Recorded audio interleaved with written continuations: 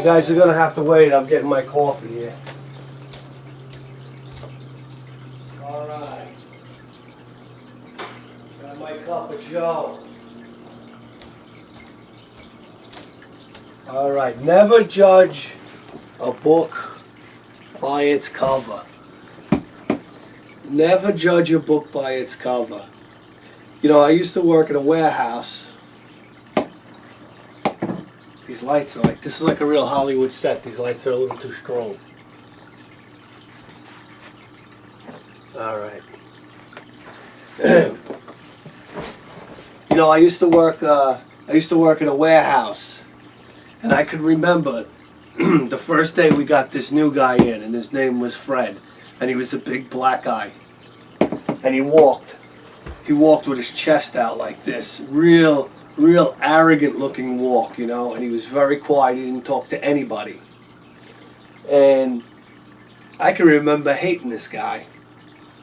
Just from that first impression of him walking around like with his, you know, nose in the air, chest out, and just being very quiet and to himself and whatnot. I can remember thinking to myself, you know, who the fuck does this guy think he is, you know? And you know, I guess that's the nature of man in a way. That's how I guess men react to other men. Maybe I was scared of him. Who knows? Maybe I thought he was tougher than me. I don't know. But I tell you what,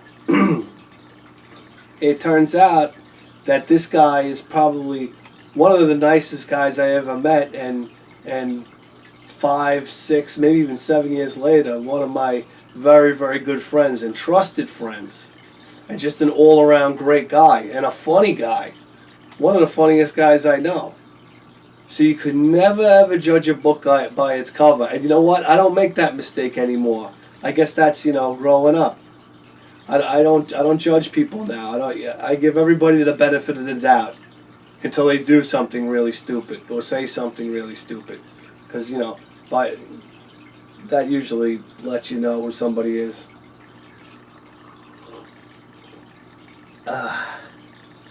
My voice is a little hoarse, so I figured I'd drink something warm to help it out. Okay, so I guess the idea of never judging a book by its cover, I guess I came up with that idea because of this right here. A couple of you might have saw the show last week where we picked up a Game Boy Advanced. Now, I can't begin to tell you, Game Boy Advanced SP, I don't know what that means. But I can't begin to tell you, number one, how neat this little system is.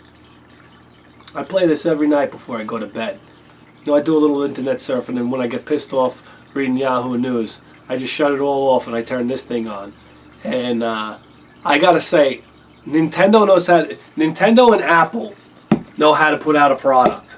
I mean, the buttons, the feel of it in your hands, the look of it, and the way the thing plays and everything like that, it's like seamless. If you guys don't have a Game Boy Advance, and I know a lot of you guys don't like handheld systems out there, I recommend it. And I've only played one game for it so far. And I hear they have two Metroid games out for this that are like, you know, the old school side-scrolling Metroids, like the way Metroid's supposed to be. So I'm excited to check out games like that. So, you know, when I talk about judging a book by its cover, inside this Game Boy was a Pokemon Emerald game. Now, had I have bought this Game Boy with like a bunch of games, this game would have never even went into the back of the system. And the reason for that is I see these Pokemon games all the time at the thrift stores, at the garage sales, and I just chuck them. I just toss them to the side. Because I'm like, what is this Pokemon crap? This is like kids stuff, you know? Kids play with Pokemon. But what I gotta tell you, when I played this game, I was super, super duper impressed. This is like a really great, it like reminds me of a really great like Super Nintendo RPG. This really blew me away. So I have a newfound respect for all you guys that follow this Pokemon stuff. You know, before you know I started playing this, I just thought you guys were all fags. So, Pokemon Emerald, I got 9 hours on it so far. 9 hours, I'm having a blast. So, call it a guilty pleasure. I'm not, you know, I'm not ashamed. I'm proud to admit that I found something new that I enjoy. Alright, so here we go. It's a Saturday, and we went to the garage sales. And last week, let me tell you something.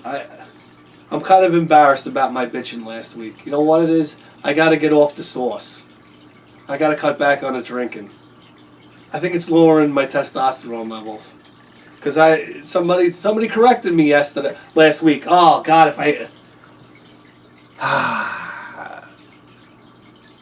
I forgot the YouTuber's name, and I hate when I do that because I made a conscious effort to try to remember his name, so I'd mention it this week. I think he's from the UK. You guys from the UK, you're tough as nails. And hats off to you for rioting over there and burning down London. Hats off to you, to the real patriots. Because they tried to say that all that rioting was about somebody getting shot over there. But I saw signs in the media. I saw signs. It was about cutting of social programs and stuff like that. Let's not get political here. Because I'm really not into politics at all. I'm into hauling at the garage sales. So let's do it. Okay.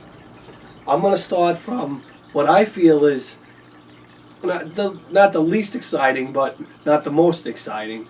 And then we'll work our way out to the most exciting. So here we go. After all was said and done this afternoon, I stopped by my parents' house and they scooped up a little present for me. And I love it.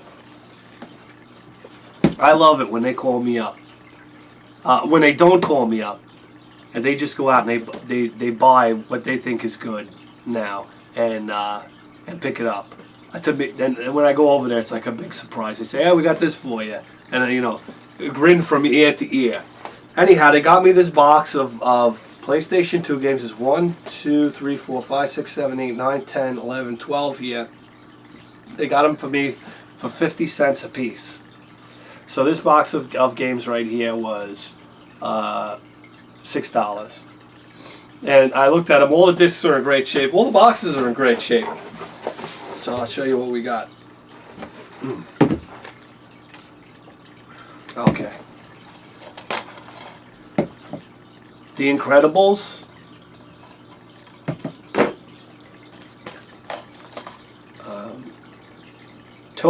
Tokyo Extreme Racer 0.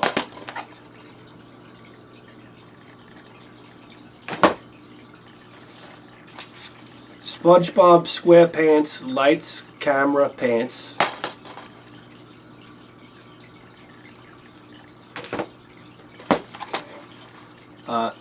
SpongeBob's Atlantis SquarePantis.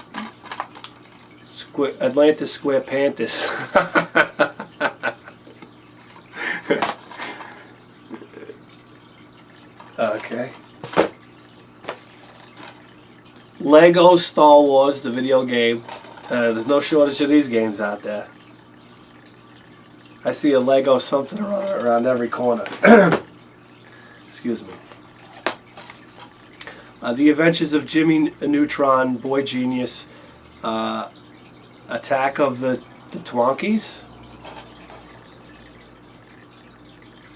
Okay. Over the Hedge. Disney Classics, Treasure Planet.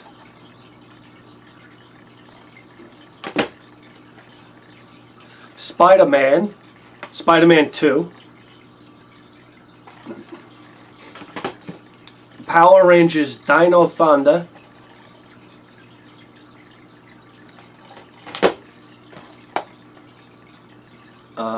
Lemony Snicket's A Series of Unfortunate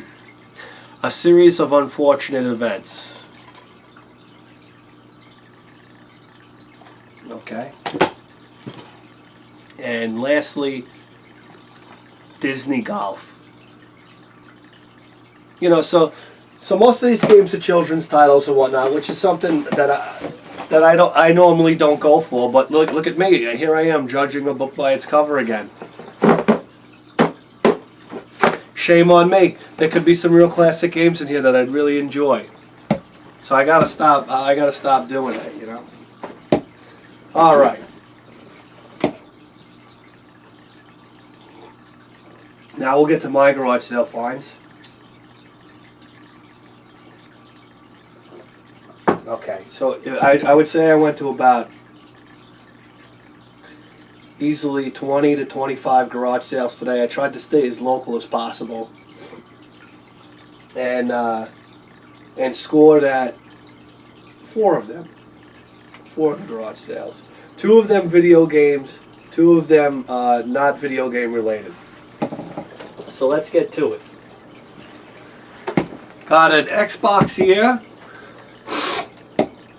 An Xbox here. Now I have an Xbox already. I have 2 of them already. But I use this for my DVD player. So I don't know, I have this phobia like that my DVD player is going to break or something, so I need backup. But I just couldn't pass this up for $5. Got this for $5. It has the controller, the AV cords, and the power cord, but I left it in the car. I forgot to bring it up. I'm a bonehead. It's got some scratches on it. Here, I don't know if you could see. It's got some scratches. It's got a little crayon there that I can get off. The scratches aren't that bad. It's kind of marked up in the front. And it had a load of Xbox games that were right next to it, but these games were like scratched up beyond belief. So, I mean, I guess that's a good indicator of how a kid treats his stuff. But this Xbox, I couldn't pass it up for $5. And when you buy an Xbox, you really feel like you're getting something, because the goddamn thing weighs the friggin' thing weighs a ton. Alright.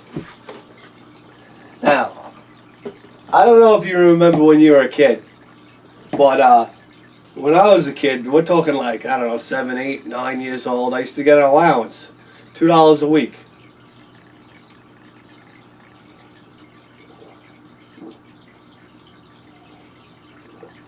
Sorry.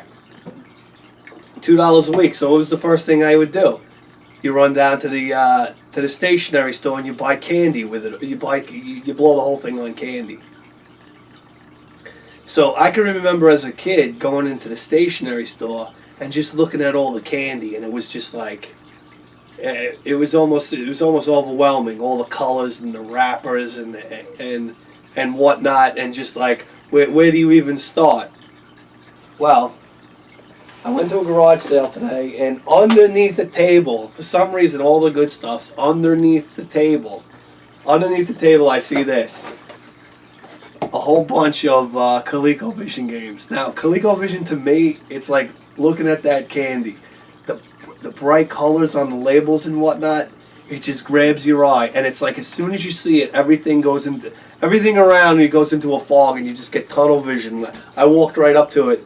And I picked up the box because I didn't want anybody else to go near it. And I said to the guy, I said, you know, how much you want for these ColecoVision games? He goes, give me $1 a game.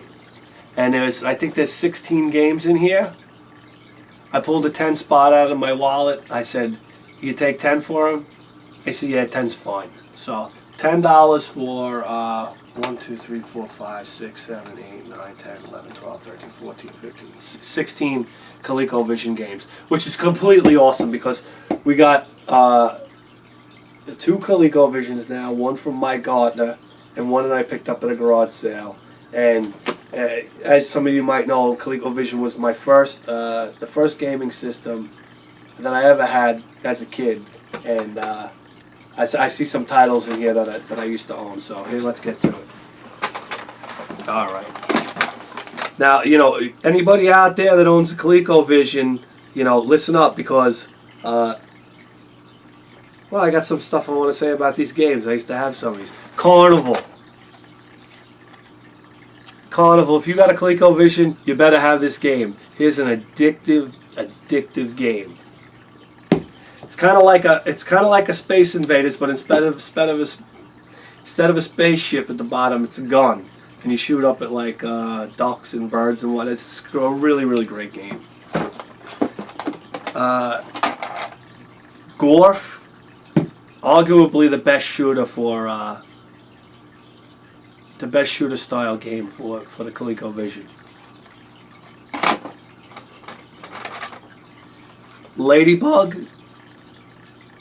Ladybug's like a Pac-Man style game, but as far as I'm concerned, it's better than Pac-Man. And I know I can get shot for saying words like that around these parts, but play Ladybug for a while, and then you go back to Pac-Man, and you'll wonder why you ever played Pac-Man. Blackjack poker. Okay. Looping, which is another great. It's almost set up like a shooter style game, but you maneuver in an airplane. It's a great game. Smurf. Oh. Smurf with the cabaret dancer style label that falls off. Okay. I think Smurf was one of the games that really, if anybody knows what kind of glue you would use to glue this label back onto this cartridge, let me know, because I always wondered about that. I didn't want to futz around with some type of glue that would damage the label or something like that. If anybody knows what kind of glue, let me know. But I think Smurf was the first ColecoVision game that really demonstrated the graphical power of the ColecoVision, because this game has wild graphics for the time. Okay. Pepper 2.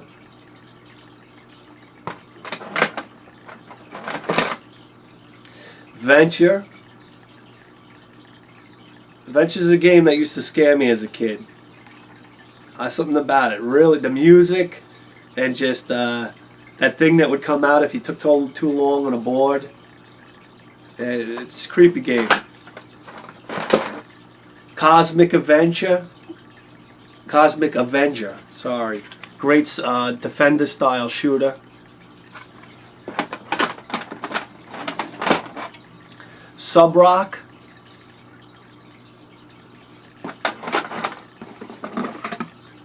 Mousetrap.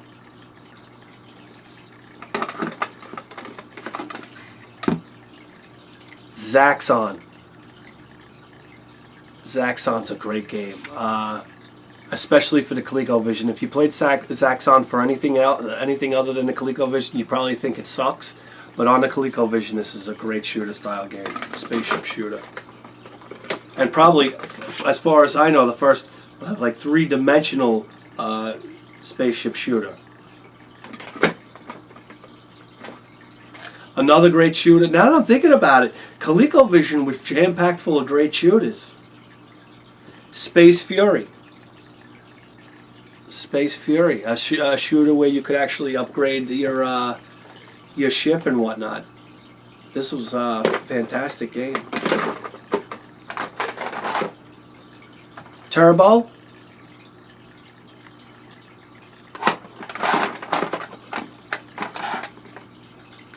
Victory.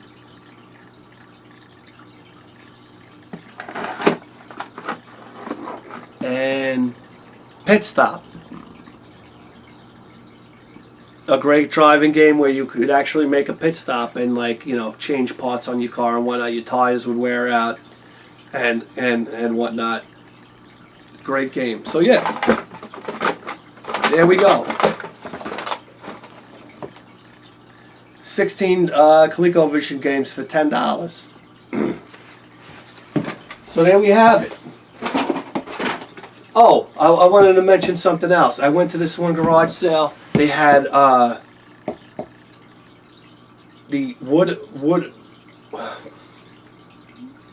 not Woody, the Atari, the wood grain Atari, and two of the like the smaller Ataris. I'm not sure what you call this. Two of these in a box with a bunch of games, a bunch of controllers, and something that I've never seen before. It was a remote box for a remote control. I guess a wireless control. I've never seen that before anywhere. So that leads me to believe that that item is rare. Correct me if I'm wrong, but it looked like that item was rare. Anyway, this was in a big box in the back of this guy's yard, and this woman's yard actually. And I went up to him and I saw it. I said, "How much you want for this for the Atari stuff?" "Oh, you know what? I'm not selling that. Yeah, I don't think I'm going to sell that. I want to go through it and whatnot and check it on." She was like, check it on eBay and whatnot. So I'm like, get it off your front lawn. If you're not going to sell it, get it off your front lawn. I saw it and my hopes went like through the ceiling. I was like, wow, this would be a huge, huge score. But anyway, she didn't want to part with it. On some unrelated gaming stuff, I bought a boogie board. I don't know if you guys want to hear about that, but I bought a boogie board for $5. So that's what I'm going to be doing later on today. Anyhow, that's it. That's what we found at the garage sales today. I'm pretty happy with what we got. We got the Coleco games, $10. The Xbox, $5. And the PlayStation 2 games for $6. So that's $21 for all that stuff. All right, guys. Bithead 1000. You're tuned into the greatest video game program ever made. I'll see you next week.